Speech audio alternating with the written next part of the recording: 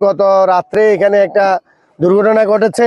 ভারতীয় যে আগ্রাসী বাহিনী এবং তারা বারবারে এই যে সীমান্ত হত্যার বিরুদ্ধে বাংলাদেশ থেকে বারবার বাংলাদেশের জনগণ প্রতিবাদ জানানোর পরেও এই সীমান্তে হত্যা বন্ধ হচ্ছে না এবং তারা অহরহ হত্যা করে যাচ্ছে।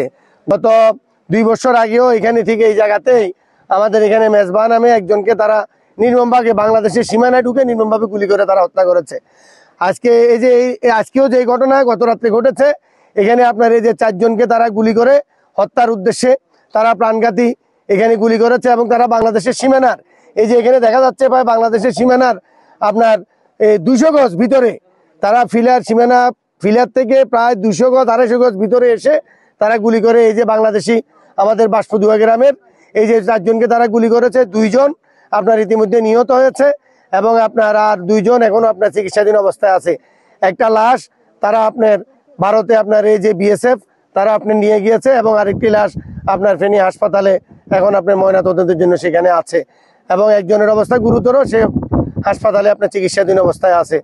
তো আপনার এভাবে তারা প্রতিনিয়ত আপনার গুলি করে এই যে সীমান্ত হত্যা তারা বন্ধ করছে না। বারবার জানানোর পরেও আমরা বাংলাদেশ সরকারের সংশ্লিষ্ট দপ্তরের কাছে আমরা এই বিষয়ে জোরালো প্রতিবাদ জানানোর জন্য আমরা আহ্বান জানাই।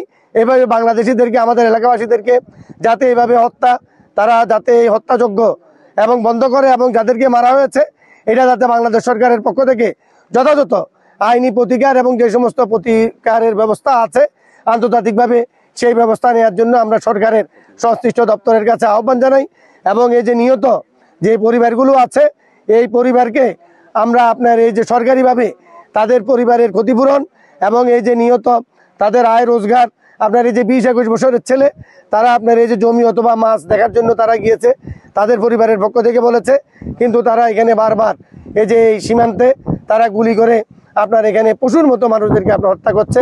আমরা এই বিষয়ে আমাদের পক্ষ থেকে আমরা তীব্র নিন্দা জানাই এবং সরকারকে আহ্বান করব যে এই বিষয়ে তারা জোরালো প্রতিবাদ যাতে বাংলাদেশ সরকারের পক্ষ থেকে করা হয়। আপনাদেরকে অসংখ্য যাইতে হবে না।